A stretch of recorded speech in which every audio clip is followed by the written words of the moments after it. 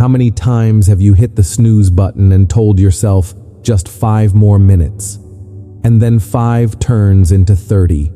30 turns into a morning that slips out of your control. Meanwhile, somewhere else, at that same moment, another person gets up, takes a deep breath, moves their body, and faces the hardest task before the world even opens its eyes. What's the difference? Not luck, not talent. One thing, only discipline. Today, we live in a world designed to make you weak. Just a few taps, and dopamine floods your brain. Hungry fast food at your door in 20 minutes. Bored. A whole season of Netflix 1 click away. Lonely. A flood of notifications waiting to distract you. We've turned easy into the standard. And the cost? We've lost our fire. We've lost our edge. We've lost our self-mastery. Remember this. Easy has never built greatness. Marcus Aurelius, the emperor, who could have drowned himself in luxury, chose structure, chose discipline. He wrote, "You have power over your mind, not outside events. Realize this, and you will find strength." For him, this wasn't theory. It was armor. The armor that helped him rule an empire through war, betrayal, and plague. For the Stoics, discipline wasn't chains. It was freedom. The more you control yourself, the less the world can shake you. When you command your reaction, you shape your destiny. When you master your mind, you open doors most people will never see. But true discipline doesn't turn you into a cold machine. It starts when you know what matters most and you live aligned with it. Think back to the last time you felt proud of yourself. It wasn't when you spent hours scrolling on the couch. It wasn't when you binged an entire show. It wasn't when you hit snooze 3 times and rushed out the door.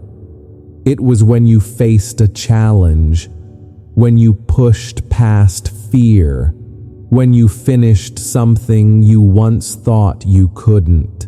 That joy, that spark, is the gift of discipline. Epictetus, once a slave who became one of history's great minds, said, "No one can harm you unless you allow them to." That's not just emotional resilience. That's real power. Master your thoughts, and you master your life. But knowing isn't enough. You can binge 100 self-help videos. You can stack shelves with philosophy books. If you don't act, it's all dead theory. Discipline demands effort, patience, and courage. Courage to leave the soft chair. Courage to step outside the comfort zone. Courage to say no to convenience so you can say yes to your strongest self. Every time you choose discipline over ease, you cast a vote for the person you want to become. Each choice is a brick in the foundation of your future. And every time you run from challenge, you abandon the best version of yourself waiting ahead. Discipline is the gym for your willpower. Wake up on time. That's 1 rep. Stay silent instead of lashing out. Another rep. Stay present instead of drifting to past or future. Another rep. Repeat. Accumulate. And like muscles, your inner strength becomes unbreakable. Remember, you can't control the world, but you can always control yourself. Discipline doesn't take away freedom. It gives you freedom. Freedom from impulses. Freedom from fleeting moods. Freedom from the trap of easy this society lays before you. So start today. Stand up when the alarm rings. Do the hard thing first. Keep the promise you made to yourself. Not perfection, just 1 solid step. And repeat. Because the world doesn't need more people chasing comfort. The world needs people who stand firm in the storm. People who dare to choose the hard road so they can grow stronger. People who know discipline isn't a prison. It's the key. If you agree, write this in the comments. I choose discipline over ease. I am stronger than I think. I am becoming the person I was born to be. And if this message speaks to you, like, share, subscribe, not just to support the channel, but to remind yourself your journey has begun. Think about it. When was the last time you were truly proud of yourself? It wasn't comfort. It was challenge. And the spark you felt that was discipline. Without it, you're a slave. Slave to impulse. Slave to temptation. Slave to your own laziness. With it, you own your time. You choose your path. You create your future. The Romans knew this. Stoicism wasn't born in classrooms. It was forged in war, betrayal, and loss. Epictetus, once a slave, reminded us no one can harm you unless you allow it. Marcus Aurelius, emperor of an empire, wrote, "You have power over your mind, not outside events." Ask yourself, why did people living through chaos and pain see discipline as liberation? Because they knew pride never comes from comfort. It comes from challenge. Have you ever regretted choosing ease, the snooze button, the extra meal you didn't need, the work you pushed to tomorrow? Those moments fade. They don't leave a mark. But do you ever forget the feeling of finishing something hard? The workout you pushed through? The project you feared but completed? The discipline that carried you to the finish line? Those memories carve deep, and they fuel belief in yourself. Discipline is the gift you give your future self. Every time you rise instead of delay, you move closer to who you want to be. Every time you run from challenge, you abandon the best version of you. Picture this. Every decision is a brick. Place it right, you build a fortress. Place it wrong, cracks appear. Day after day, you decide, will you live in the stronghold of discipline or the fragile hut of ease? Stoicism has lasted 2,000 years for one reason: it works. It wasn't for geniuses or the rich. It was for ordinary people like you and me to become strong, steady, unshakable. And today, in a world drowning in comfort, it's more urgent than ever. So ask yourself, will you let your phone dictate your mornings? Or will you hold the oar? Will you drift like a leaf or steer like the captain of your ship? You know the answer. Discipline is not punishment. It's a promise you make to yourself. And every time you keep it, you build trust. You build pride. You build strength. So don't wait for motivation. Start. And let discipline create the motivation. Right now, repeat after me. I choose discipline over ease. I am building the strong self I was born to be. If you believe that, write it in the comments. Turn these words into a public commitment. Because the world doesn't need more people chasing comfort. The world needs you. A person who stands firm in the storm. A person who knows discipline isn't chains, it's the key to true freedom. And the first key is emotional responsibility. Because you cannot master your life if you let others master your mood. You cannot stand firm in the storm if one frown, one careless word is enough to knock you off course. Law 1. Emotional responsibility. Have you ever let one careless comment ruin your whole day? A frown from a coworker, a text left unanswered, a stranger leaning on the horn, and suddenly, the entire day spirals into anger, anxiety, even despair. But pause. Ask yourself, are they really in control of you? Or did you just hand over the remote control of your emotions to someone else? Epictetus once said, "It's not what happens to you, but how you react to it that matters." That's the Stoic principle of emotional responsibility. The truth is, most of us live as slaves to our emotions. Someone cuts you off in traffic, you explode. An email comes across rude, you worry all day. A cold glance, you feel worthless. We think our reactions are automatic, but they're not. Between the event and the reaction, there is always a pause. And inside that pause lies your greatest power choice. Think back to the last time someone hurt you. Maybe they forgot your birthday. Maybe they dismissed your idea in a meeting. Before you even reacted, your brain told a story. He doesn't value me. She doesn't care about me. It wasn't the event itself. It was the story. And that story determined how you felt. That's where emotional discipline begins, with the story you choose to tell yourself. Ask yourself, is this thought useful? Does this feeling lift me up or drag me down? What would my strongest self do right now? Marcus Aurelius, a Roman emperor who faced betrayal and war, reminded himself daily, very little is needed to live a happy life. It is all within yourself in your way of thinking. This isn't abstract philosophy. It's a practical tool. Picture this: tomorrow morning you're driving to work. Someone lays on the horn behind you. Normally you'd stew in anger for an hour, but this time you pause. You change the story. Maybe they're rushing to the hospital. Maybe they're just having a bad day. And instantly your chest feels lighter. You've kept your peace. That's emotional freedom. No one else controls your mood. Not your coworkers, not strangers, not the news, not social media. You create your own peace. The Stoics practiced another exercise: negative visualization.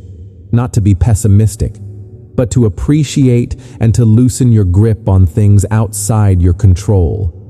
When you imagine losing what you have, you see clearly. Your true value isn't out there. It's in here, in how you respond. And every time you pause instead of snapping, you're doing a rep in the mental gym. Every time you observe sadness instead of drowning in it, you strengthen your muscle of discipline. Little by little, you build an inner power no one can take away. So remember, you can't always choose what happens, but you can always choose what happens inside you. That's not lofty philosophy. That's a skill, and that skill can change your life. Start simple. When someone makes you angry, take 3 breaths before you react. When anxiety hits, ask, is this thought truly necessary? When disappointment comes, rewrite the story in your head. Each time you do, you grow stronger. You grow freer. So let's affirm this together right now. I control my emotions. I choose my response. My peace comes from me. And if you believe this, write that affirmation in the comments. Make it a public commitment to yourself and to the community walking this journey with you. Because real power is not in controlling the world. Real power is in controlling yourself. Law 2. Master the present moment. Have you ever sat at your computer, opened one tab, then another, and 5 minutes later, you're drowning in 50 open windows? Your mind works the same way, jumping to the past, rushing to the future, scrolling through social media, emails, headlines, and in that chaos, you lose the most precious thing you have, the present. Marcus Aurelius once wrote, "Confine yourself to the present." He didn't write it to sound poetic. He wrote it to survive, to lead, to stay sane in the middle of war and chaos. The question is, are you living in the present? Most of us aren't. We don't really live. We just exist, stuck in memory or trapped in imagination. We replay yesterday's mistakes, regretting what cannot be changed. We forecast tomorrow's fears, worrying about what hasn't happened. And while we do that, the present, the only place where you actually have power, disappears. Picture a computer with 50 tabs open. It slows down. The battery drains. Nothing runs well. That's your mind too. When you're bouncing from past to future, from fear to desire, you burn out. Exhausted, but with nothing meaningful to show for it. The Stoics had a word for full presence, prosos. It means total attention. When you're present, your mind sharpens. Your emotions stabilize. Your decisions improve. Today, we call it flow. That state when you're fully immersed writing training or in a deep conversation. That's when you're most alive. But how do you train it? The Stoics left us a simple tool. What's the most important thing I can do right now? Not tomorrow, not next week. Now, try it. At work, ask what matters most in this moment. At meals, taste the food instead of scrolling your phone. In conversation, give all your attention instead of planning your reply. Every time you pull your mind back to the present, that's a rep in your mental gym. Like building muscle, repetition makes it stronger. And over time, you build what the Stoics called ataraxia, inner stillness. Ataraxia is not numbness. It's peace from knowing you're in the right place at the right time. Fear fades because fear lives only in the future. Regret dissolves because regret lives only in the past. And the present, this moment right now, is yours to command. Remember, everything great is built in the present. A book isn't written someday. It's written word by word here and now. A strong body isn't built on next year's dream, but today's workout. A lasting relationship isn't forged by "I'll love you later," but by full presence in this moment. Miss the present, and you miss life itself. Marcus Aurelius warned, "The life of man is short, and the moment you live right now is the only one you truly own." So ask yourself, where are you living in the past, already gone? In the future, not yet real, or right here, right now? You don't need to change everything in a day. You only need one decision to return your mind to the present. Do the most important thing now. Breathe fully. Listen fully. Live fully.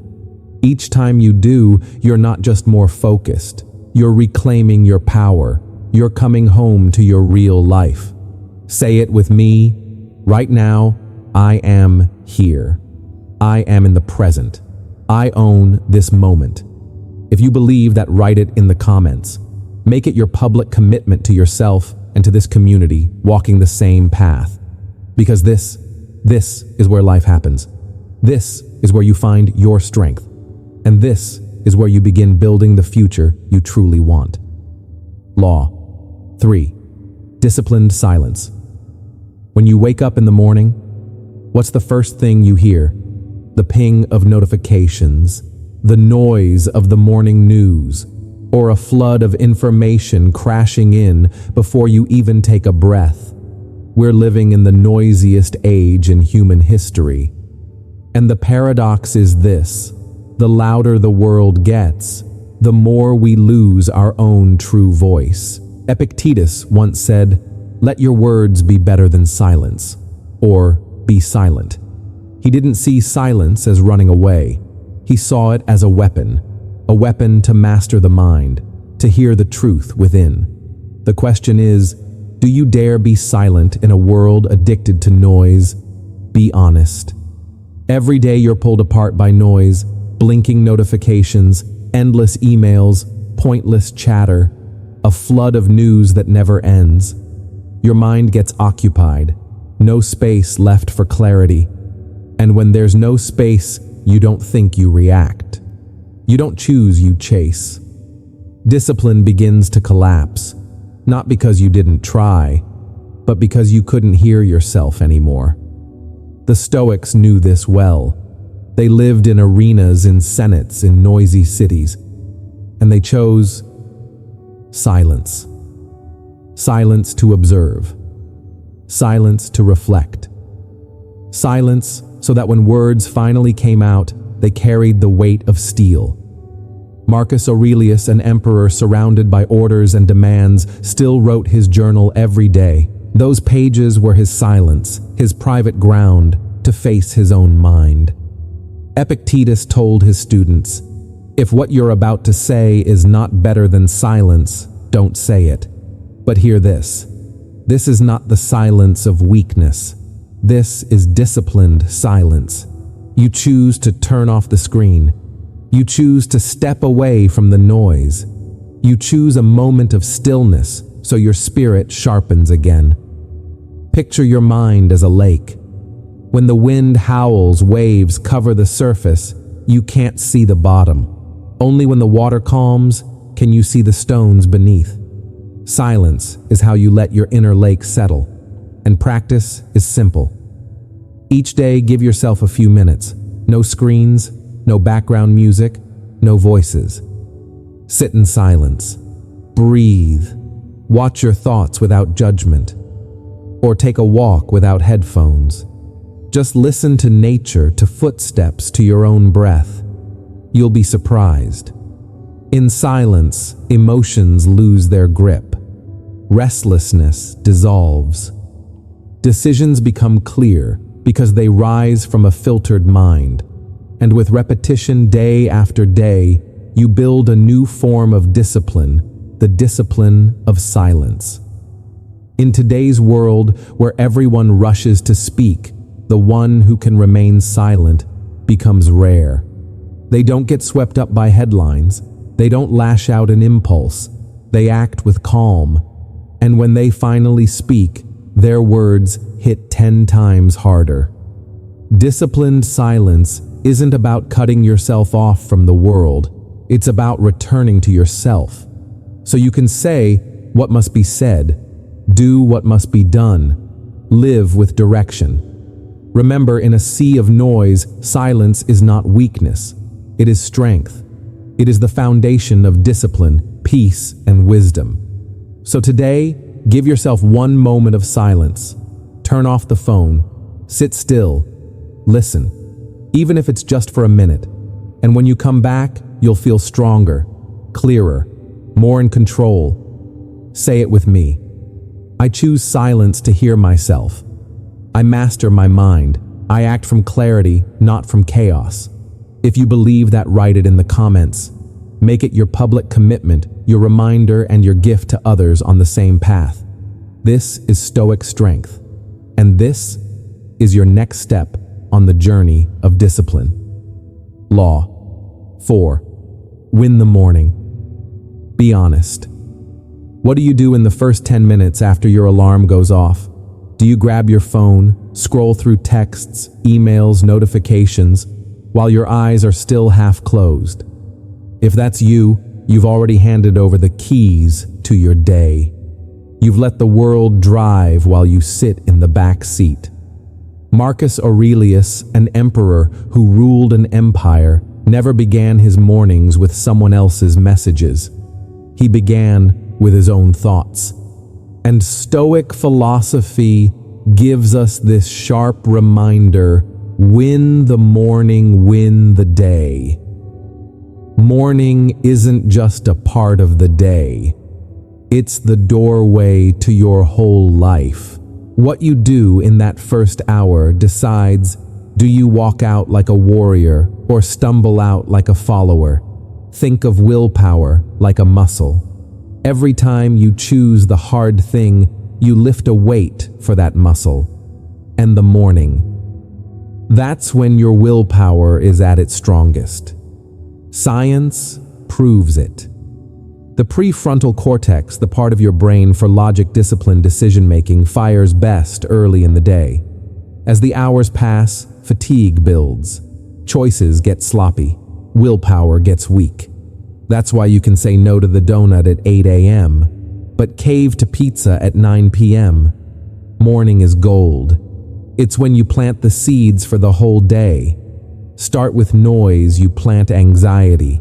Start with laziness, you plant procrastination. But start with disciplined effort and you plant strength. And here's the thing, it doesn't have to be complicated. Some choose exercise, sweat before the sun comes up. Some choose stillness, a few minutes of meditation to set the mind. Some choose deep work, tackling the most important task while the brain is fresh. It doesn't matter what you choose. What matters is that you keep your promise to yourself. If you promise to wake at 6, wake at 6.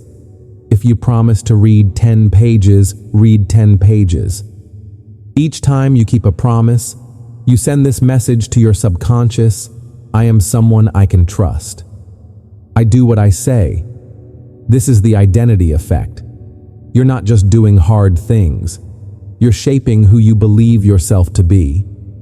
I am the kind of person who grows through effort. And once that identity takes root, discipline stops feeling heavy. It becomes instinct. Of course, there will be mornings you miss. You oversleep. You skip the workout. You don't read. That's okay. The Stoics remind us failure doesn't define you. What matters is returning to the rhythm, not beating yourself up, but stepping back on track.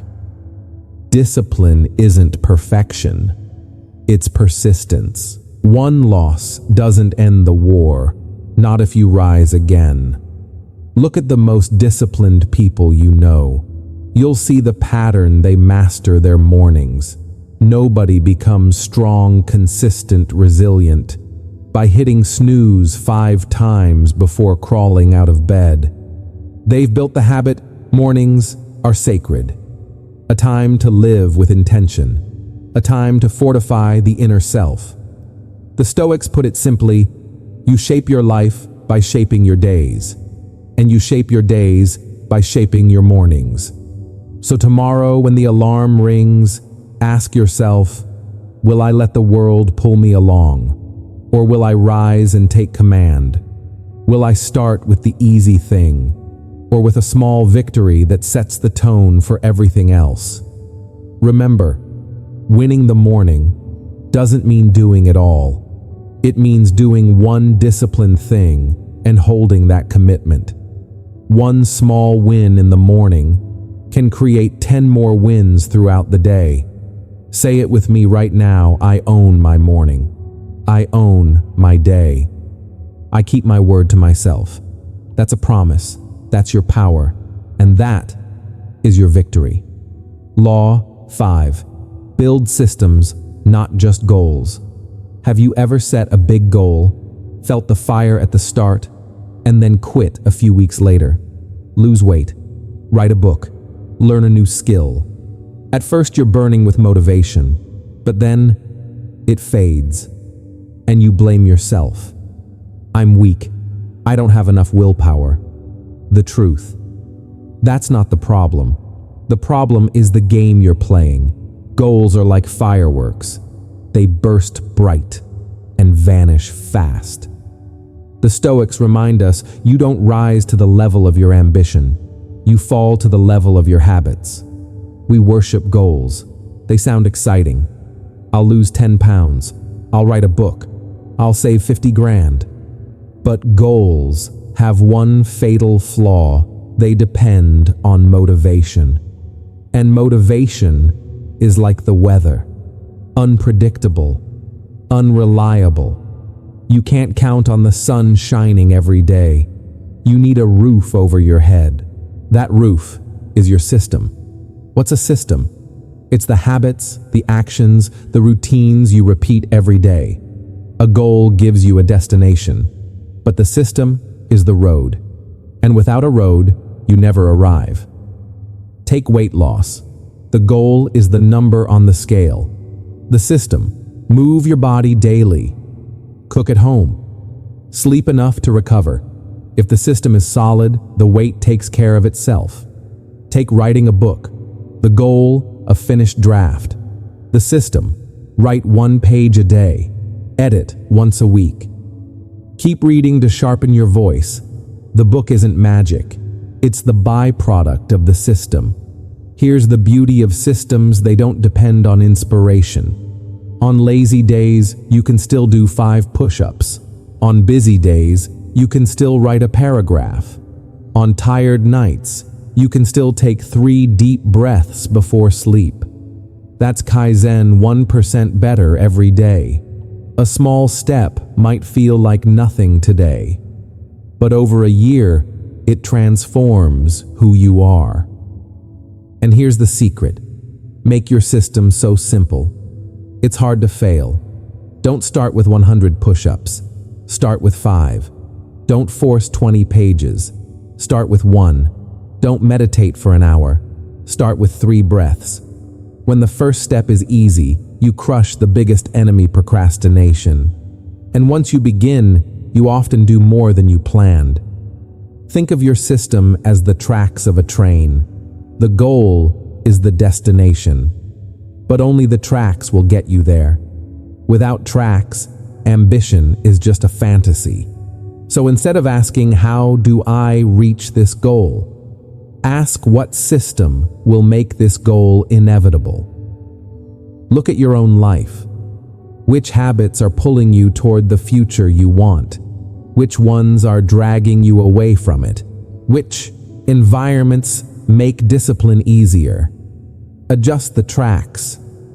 Don't just dream about the destination, because in the end, your life isn't shaped by the goals you set. It's shaped by the system you live. Remember, you don't need more motivation. You need a system. A system that's simple, a system that's solid, a system that's hard to fail. With the right system, progress becomes automatic. The Stoics knew this thousands of years ago. Nobody waited for inspiration to become great. They lived by principles, by discipline, by systems, and those systems produced results. So, decide today. Don't just write down goals, design a system. Don't just say someday. Take one small action right now. Say it with me. I don't chase goals. I build systems. I improve every day. And results come as the natural consequence. That's discipline. That's power. And that's the surest path to becoming the person you're meant to be. Law 6. Become the person your goal demands. Have you ever reached a big goal only to feel empty just days later? You lose the weight. You finish the project. You buy the dream car. And then the high fades, and you find yourself back at square one. Why? Because you changed the result, but not the person behind the result. Epictetus once said, "Decide who you want to be, then do what you must." This isn't just philosophy, it's the formula for turning discipline into instinct. Most of us start at the wrong place. We ask, "How do I get this result?" But the real question is, who do I want to become? Results are only the byproduct. Identity is the foundation. You want to be healthy. Don't just dream about the number on the scale. Become the kind of person who treats health as a priority. You want to be wealthy. Don't just obsess over your bank account. Become the kind of person who manages money and creates value. You want to be a writer. Don't just picture a 300-page manuscript. Become the kind of person who writes every day. Every action you take is a vote for the identity you're building. When you work out, you cast a vote for the healthy one. When you read, you cast a vote for the learner. When you keep a small promise to yourself, you cast a vote for the trustworthy one. Picture this: every action is a brick. Day by day, you lay another. And over time, you build the house of your new identity. Here's the magic. When identity matches action, effort disappears. An athlete doesn't force themselves to train. Training is instinct, because that's what athletes do. A reader doesn't have to struggle to open a book. Reading is natural, because that's what readers do. And you, when your identity aligns with your goal discipline, stops being a burden. It becomes your second nature. But how do you build a new identity? Not with big declarations, not with someday I'll be. You need proof. And proof comes from small actions, repeated with consistency. Marcus Aurelius had a simple but powerful practice. Each morning he set his intention, how do I want to live today? Each night he reflected, did I live in line with that, not to punish himself, but to adjust, to weave his identity day by day. You don't need an overnight revolution. You need one clear decision. Who do I want to become? Then choose one small action that fits that person. You want to be healthy. Take a 10-minute walk each morning. You want to be creative. Write one short paragraph each day. You want to be calm. Take 3 deep breaths when stress hits. Small, simple, but consistent. Each time you act, you reinforce the belief. This is who I am becoming. Remember, goals are the destination. Identity is the vehicle that gets you there. If the vehicle is wrong, you'll never arrive. So don't just ask, what do I want to have? Ask, who do I want to be? And when you know the answer, live like that person. Not tomorrow. Not when I'm ready. Today. Every action is a vote. Every choice is a step forward. You don't need perfection. You need consistency. Say it with me, I choose to become the person my goal demands. I cast votes for my new identity every day. I am building the person I was born to be. That's not just philosophy. That's discipline. That's power. And that is true freedom. Law 7. Choose hard on purpose. Be honest with yourself. The last time you felt truly proud, was it when you were lying on the couch wrapped in a warm blanket surrounded by comfort? No real pride comes when you face a challenge, when you endure hardship and don't quit, when you take the steep road instead of the flat one. Seneca, one of the greatest Stoic philosophers and one of the wealthiest men in Rome, chose to wear rough clothes, eat plain meals, and sleep on the hard ground. Why would someone who had everything choose discomfort? Because he understood a truth our modern world has forgotten. Comfort makes you soft. Discomfort makes you strong. We live in an age of ease. One tap food arrives at your door. One click, an entire season streams before your eyes. Comfort, convenience, entertainment. These aren't luxuries anymore. They're the norm. But that norm is a trap. When everything is too easy, mind and body grow too weak. You lose your edge. You snap at slow Wi-Fi. You get frustrated at 10 minutes of traffic. You stress out waiting for an email reply. If the smallest inconveniences wreck you, how will you withstand the real storms of life? The Stoics saw this thousands of years ago. So they sought out difficulty, not because they loved pain, but because they loved strength. Seneca called it voluntary discomfort. He wore cheap clothes in a city of silk to remind himself, I can live without luxury.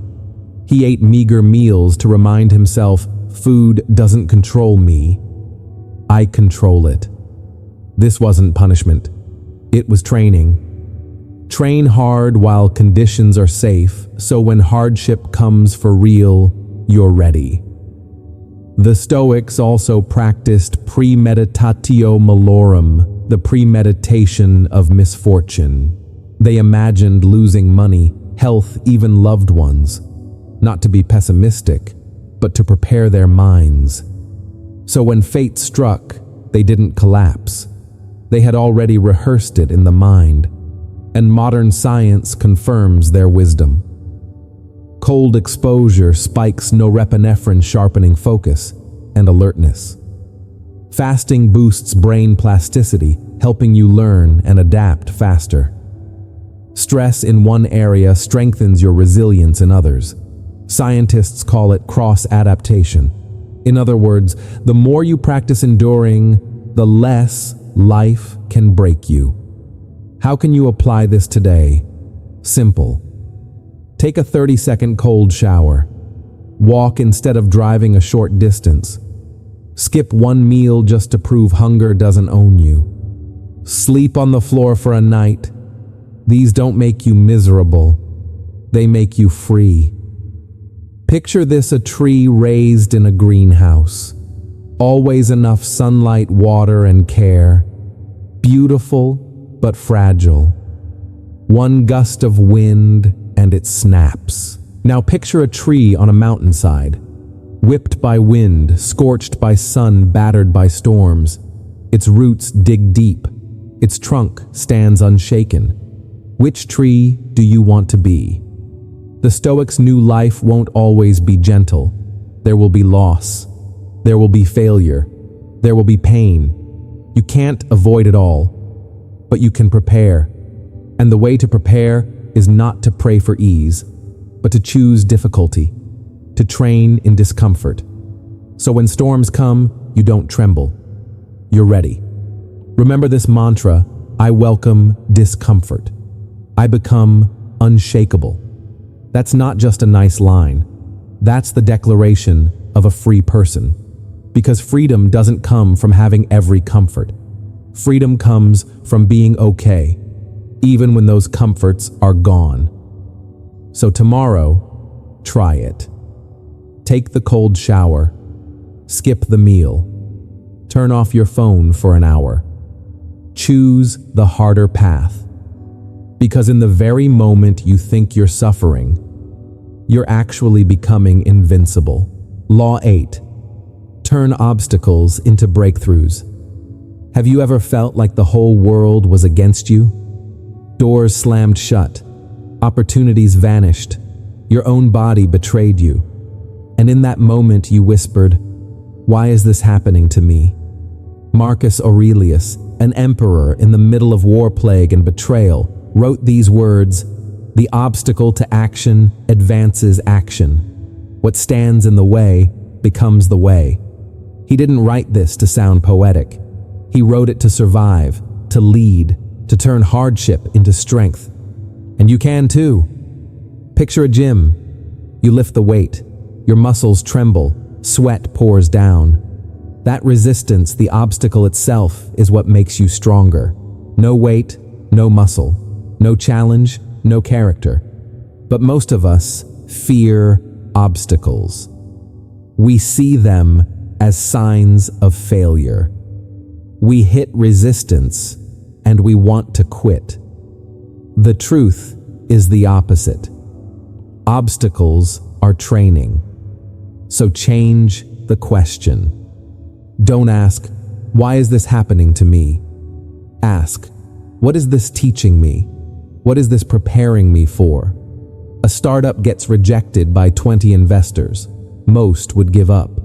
But the disciplined founder sees each rejection as feedback. The message gets sharper.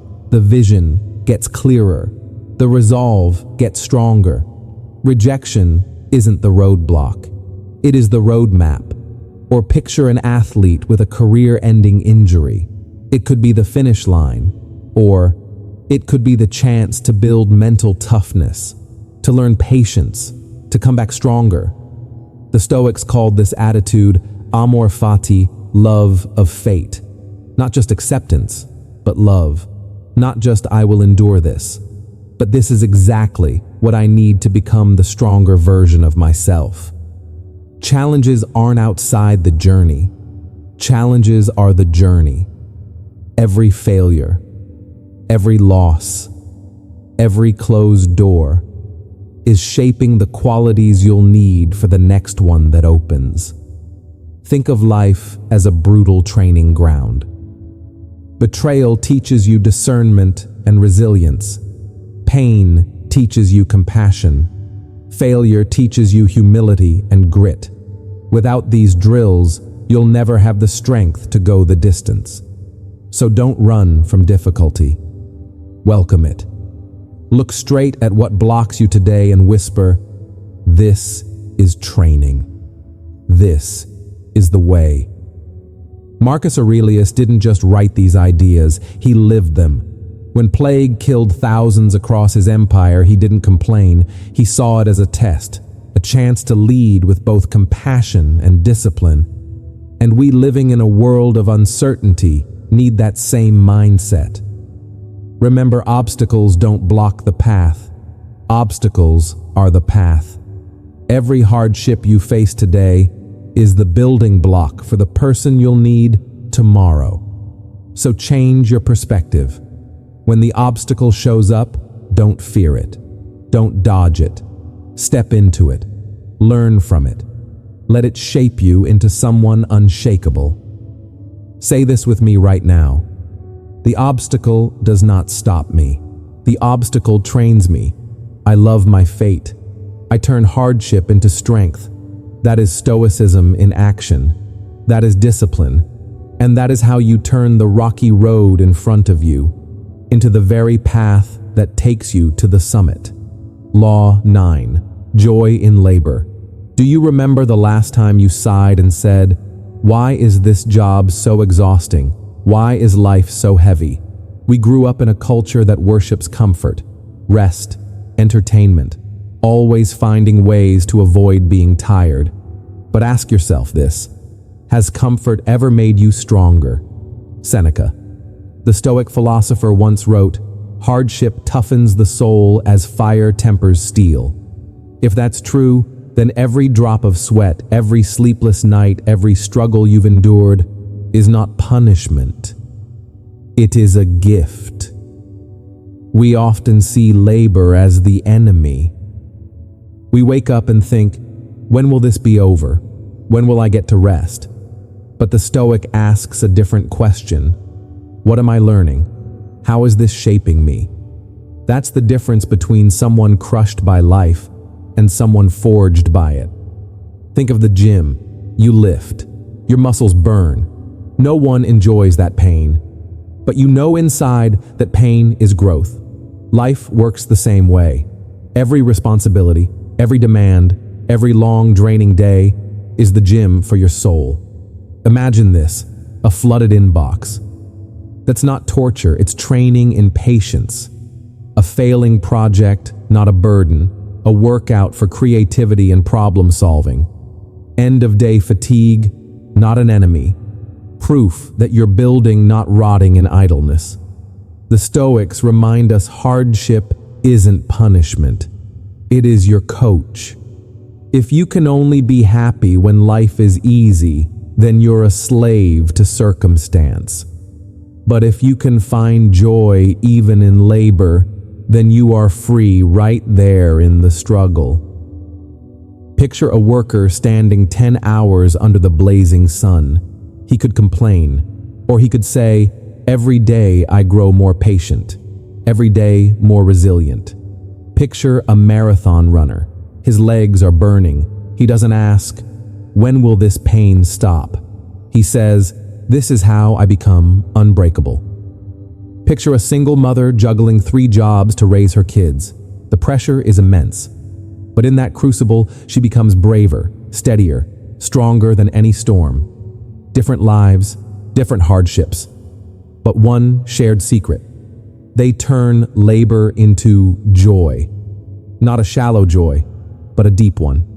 The joy of knowing I am growing. And modern science backs this up. Stress in the right dose doesn't destroy you, it makes you more adaptable.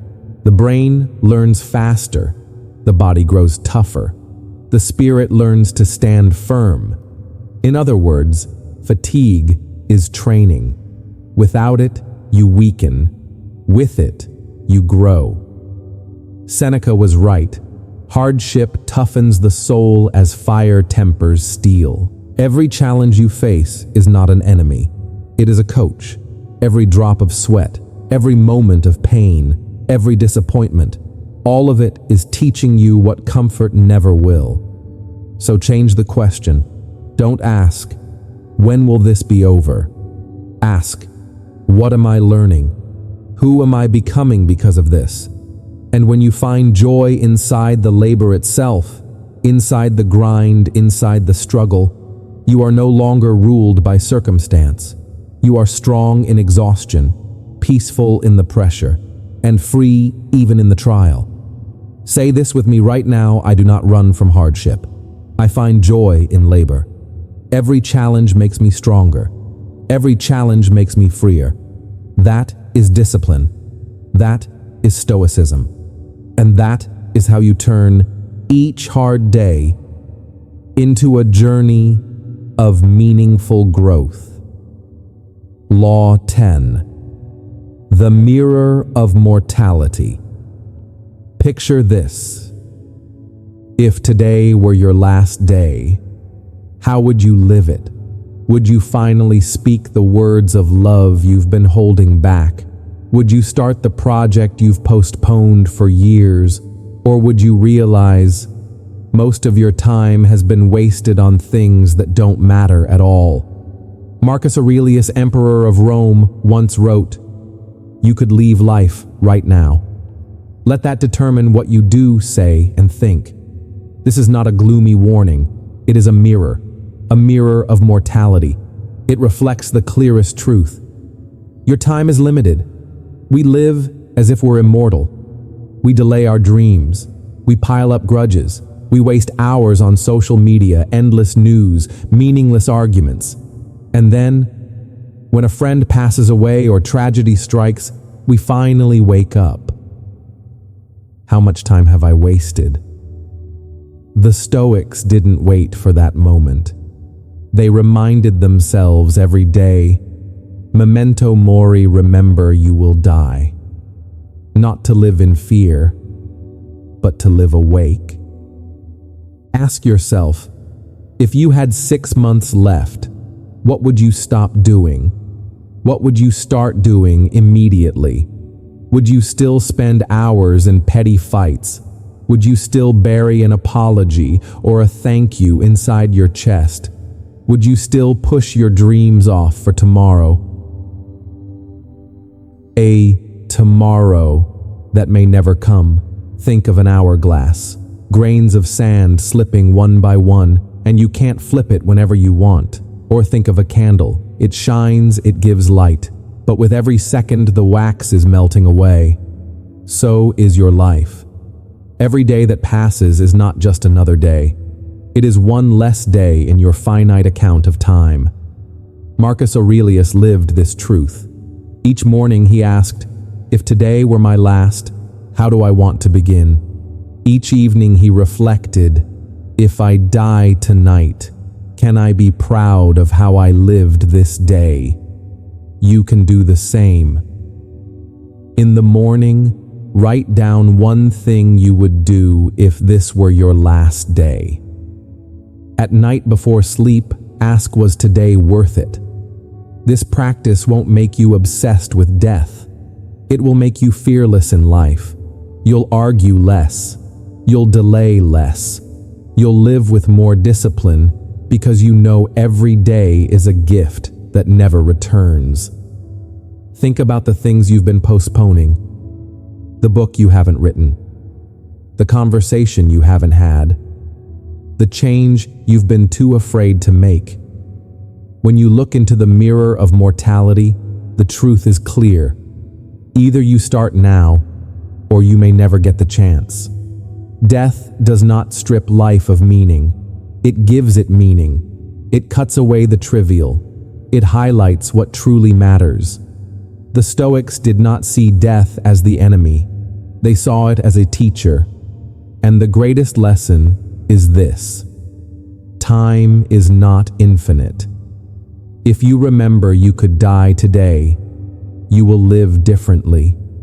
You will love more. You will dare more. you will live with purpose instead of drifting. So stand before the mirror of mortality each day. Look into it and ask, was today worth it? Did I live true today? Say this with me, I could die today. That is why I live fully. I choose what matters. I act with purpose. This is not abstract philosophy. This is the highest form of discipline. The discipline of a life that truly matters. Law 11. The power of imagined loss. Picture this. You tuck your child in at night, you kiss their forehead, and for just a moment, a thought flashes across your mind. What if tomorrow I never get this chance again? It sounds terrifying, but that very exercise has forged some of the strongest souls in history. The Stoics called it premeditatio malorum, the premeditation of misfortune. Not to plant fear, but to ignite gratitude, to build resilience before the storm.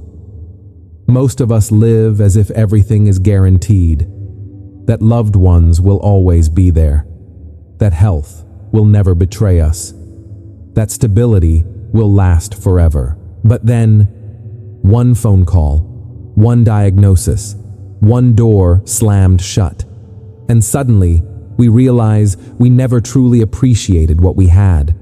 The Stoics refused to wait for that awakening. They practiced it daily.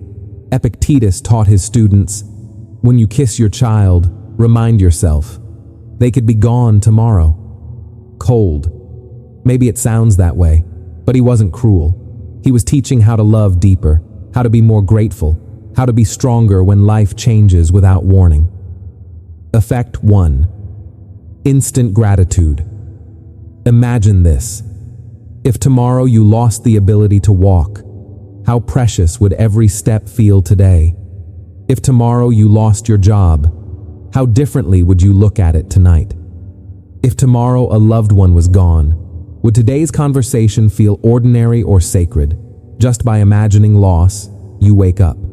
You see clearly everything you have right now is a gift. Effect 2. Mental toughness. Think of a vaccine. A small dose of the virus trains your body to fight. Premeditatio malorum works the same way. It's a vaccine for the mind. When you rehearse the worst, the shock of real life hits softer. You've already seen it. You've already walked through it in your mind. And because of that, you don't collapse. You're ready. The Holocaust survivor Viktor Frankl once wrote, "The last of human freedoms is to choose one's attitude in any given set of circumstances. You can't choose everything that happens, but you can always choose how you respond. Every time you face a fear in your imagination, you're lifting a psychological weight. You're training your mental immune system, not just to endure, but to become anti-fragile, stronger after the hit." So how do you practice this without becoming obsessed? Simple. Make it a small ritual. Once a week, sit still for 10 minutes. Pick one area of life, health, career, or family. Ask yourself, if this were gone tomorrow, what would change? Then imagine how you'd respond. What would you learn? How would you rise end by taking a deep breath and saying, I am lucky to still have this today, or practice it in daily moments. When you hug your child, whisper to yourself, this moment is one of a kind. When you eat, remind yourself, not everyone gets this meal. When you start work, ask if this were gone, what would I miss? Then let me appreciate it now. Premeditatio malorum doesn't make you dark. It makes you free. Because when you no longer fear loss, you no longer grip life with anxious hands. You love deeper. You're more grateful. And when hardship comes, you stand firm. Loss is part of life. You can't erase it, but you can prepare. Say this with me, I treasure today as if it could be gone tomorrow. I am stronger than any loss. I am free because I choose my attitude. That is Stoic strength. That is the discipline of the mind. And that is how you turn fear into unshakable power. Law 12. Selective brotherhood. Pause for a moment. Think about the people you spend the most time with. Are they lifting you up or pulling you down? Are they fueling your fire or quietly smothering it? Marcus Aurelius once wrote, "Human beings were made for each other. Teach them or bear with them." He wasn't talking about running away from society. He was talking about discipline in choice. We often think discipline is just what we do. Waking up early, working out, keeping promises. But the truth is, discipline is also about who we allow into our circle. You can train hard at the gym. You can read every night. But if the people around you mock your effort, tempt you to break your habits, dismiss your discipline, how long before their gravity pulls you down? The Stoics understood this deeply. We are social creatures. Thoughts spread, behaviors spread, even emotions spread. Your environment doesn't just influence you, it shapes you. Picture life as a mountain climb. You're carrying your pack, you're full of determination. If your teammates sit down halfway, complain, or drag you backward, how far can you really go? Now imagine walking with people who face the cliff and say, "Together we climb." Even when your legs shake, their presence pulls you higher. Your companions don't just affect your pace, they decide your destiny. Marcus Aurelius lived surrounded by betrayal, greed, and selfishness. Every morning, he reminded himself, "Today, I will meet the ungrateful, the arrogant, the selfish. But they are still human. And my duty is this, not to become like them." That's the double discipline. First, refuse to be shaped by the worst. Second, choose to walk beside the best. Ask yourself, is this relationship lifting me up or pulling me down? Is this person encouraging me to live with reason, virtue, and purpose, or pulling me away from it? Sometimes discipline is not just saying no to junk food or laziness. Discipline is saying no to toxic relationships. Remember, you don't have to face the world alone, but you must be wise about who you let into your army. Think about the group chat you're in.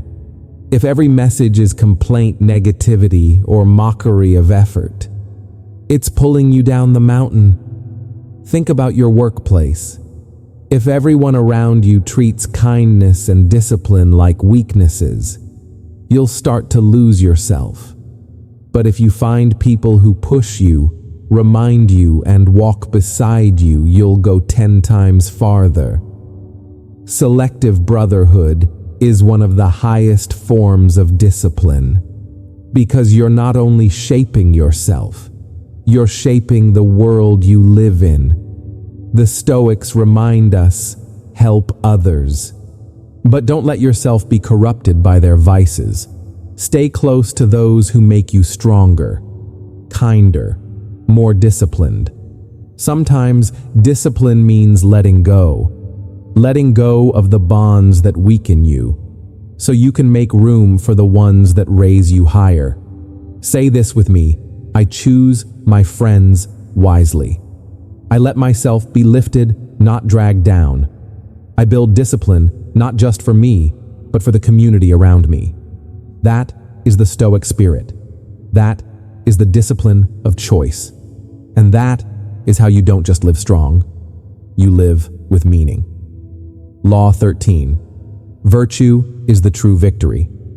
Have you ever hit a big milestone only to feel empty a few days later? You signed the contract, you got the promotion, you heard the applause. Sweet, yes. Lasting, no. And then the question echoes, is this it? Why do I still feel like something's missing? The Stoics had the answer. And it wasn't money, it wasn't fame, It wasn't even a healthy body. It was something no one could ever take away from you. Virtue. Marcus Aurelius once wrote, "Very little is needed for a happy life. It is all within your way of thinking." He wasn't talking about mansions, fast cars, or gold medals. He was talking about character, about virtue, because money can vanish, status can crumble, the body can break, but your character, that follows you to the end. The Stoics believed in 4 cardinal virtues: wisdom, courage, justice, temperance, not abstract ideas, daily practices. Wisdom, seeing reality clearly, making decisions by reason, not fear or fleeting desire. Courage. Doing the right thing even when your heart is pounding, picking up the phone to apologize, taking the leap into the unknown. Justice, fairness, honesty. Remembering your life is tied to others, becoming someone people can trust. Temperance, self-discipline, eating enough, not too much, working hard but not worshiping achievement, enjoying pleasures without letting them control you. Put these virtues at the center of your compass, and before each action ask, does this make me wiser? Is this just? Is this courageous? Is this temperate? If the answer is no, then no matter how shiny the outcome, it's hollow. If the answer is yes, then even in failure, you've won. Think of life as a house. Money, fame, success, they're furniture. Nice, but fragile. Virtue. That's the foundation. If the foundation is strong, the house stands through every storm. If it's rotten, one gust of wind and everything collapses. Or picture an athlete. They may lose a game, but if they keep fairness, integrity, and effort, they win in their own eyes.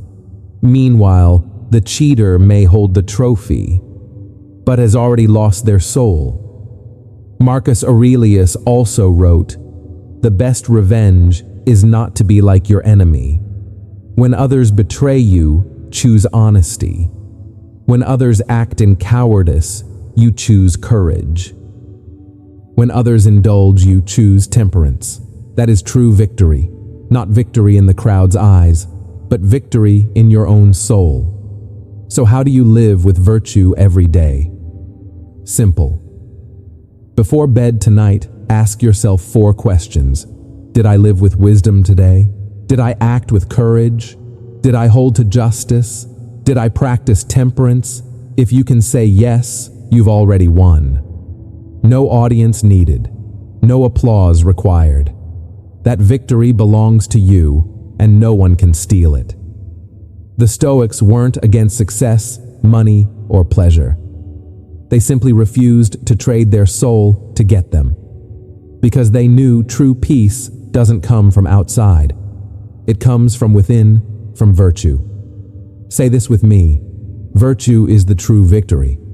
I am not ruled by money, status, or circumstance. I choose wisdom, courage, justice, and temperance. I am free because my character is my eternal wealth.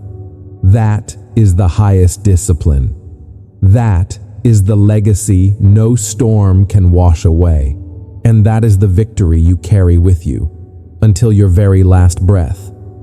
Have you ever listened to a powerful speech, read a self-help book, nodded with excitement, only to find that a few days later, nothing changed? You fall back into the same cycle, the same habits, the same life. Why?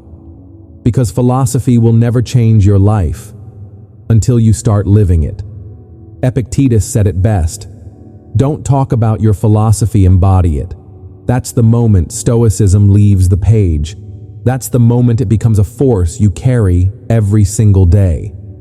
Philosophy is not for showing off, not for dropping quotes on social media, not for sounding smart at the coffee shop. Philosophy especially. Stoicism only matters when it flows in your blood, when it shapes your choices, your reactions, your daily actions. So how do you practice it? The answer is simple. Pick one law, just one, and live it for 30 days. The trap most of us fall into: greed. We see 13 laws and we try to grab them all, but that's the fastest way to fail. Stoicism isn't a sprint. It's not a crash course. It's training for the muscles of your mind. Go deep, not wide. Pick one law. Maybe it's win the morning. And for 30 days, you master the first hour of your day. Maybe it's emotional responsibility. And for 30 days, you practice the pause before you respond. One law, 1 month, one habit. Yes, you'll slip. You'll sleep through the alarm. You'll lose your temper. You'll get lost scrolling on your phone. But that's not failure. That's training.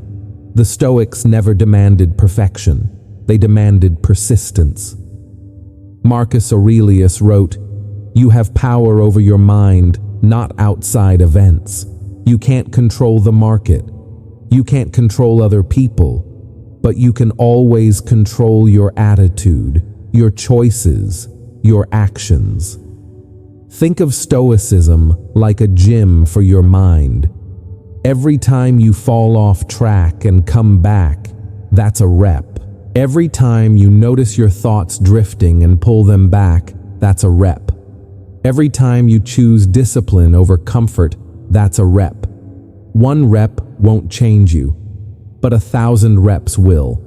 Like building muscle, you don't see it right away. But after 30 days, 60 days, a year, you'll be amazed at the strength inside you. See each Stoic law as a key. You can't turn all 13 at once, but one key used the right way can open a door to freedom, a door to peace, a door to real strength. Or think of it like learning an instrument. Nobody becomes a pianist in one night, but play every day, even 10 minutes, and it becomes part of who you are. Stoicism works the same way, a little bit each day, one law each month. And over time, you don't just study philosophy, you become it. So where do you start? Simple. Tonight before bed, pick one law, write it down, and tomorrow morning, let that law lead you. Not perfectly, just consistently. So don't just listen, don't just nod, don't just take notes. Pick a law, live it. Let it change how you respond, how you act, how you live. Remember this: you have power over your mind. That is the only territory you truly control. The world may be chaos, but inside you can be unshakable. Say it with me: I don't need perfection. I need persistence. I choose one law, I live it, and I become it. That is the Stoic path. That is true discipline. And that is how you turn philosophy into a life. The world today is not short on talent. It's not short on opportunity. It's not short on comfort. But it is short on one thing. The one thing that decides who stands tall and who collapses. It is short on discipline. And the question is, are you ready to be one of the few who carry that strength? Think back. When was the last time you were truly proud of yourself? Was it when you spent the afternoon on the couch binging another season? Or was it when you chose effort over ease? When you stayed the course instead of quitting, you already know the answer. Every decision you make is a brick that builds your future. When you choose discipline, you lay a solid brick. When you choose comfort, you leave a hole in the wall. Day after day, month after month. Those bricks become the wall of your life. And one day, you'll look back, and you'll see either a fortress or a shack that falls with the storm. Discipline isn't one grand act in one single night. It's rhythm. Habits become rhythm. Principles become automatic. Actions repeated become your nature. Picture life as a piece of music. You can play random notes, or discipline can turn them into melody. Every time you keep a promise to yourself, that's a note. Every time you do the hard thing first, that's a note. Every time you reject an easy temptation, that's a note. And slowly, you create a song of strength, resilience, and freedom. Think of the gym. Nobody lifts once and builds muscle. Strength comes from reps, from sweat, from daily effort. Your mind works the same.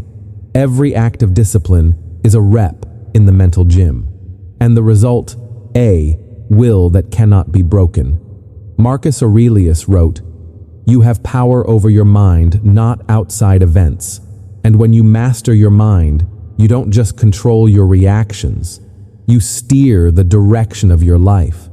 The world will tempt you with comfort, with noise, with shortcuts.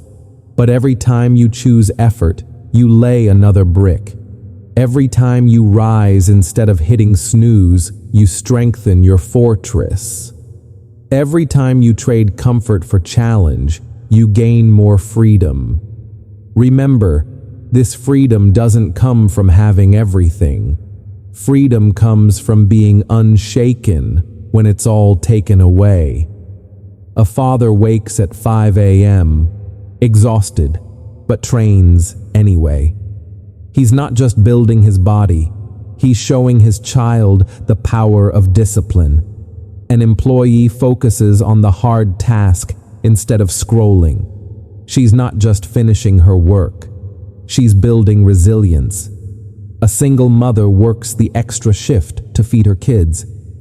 She's not just surviving, she's proving the strength of persistence. That is the music of discipline, not spoken in words, but played through action. The world doesn't need more people chasing comfort.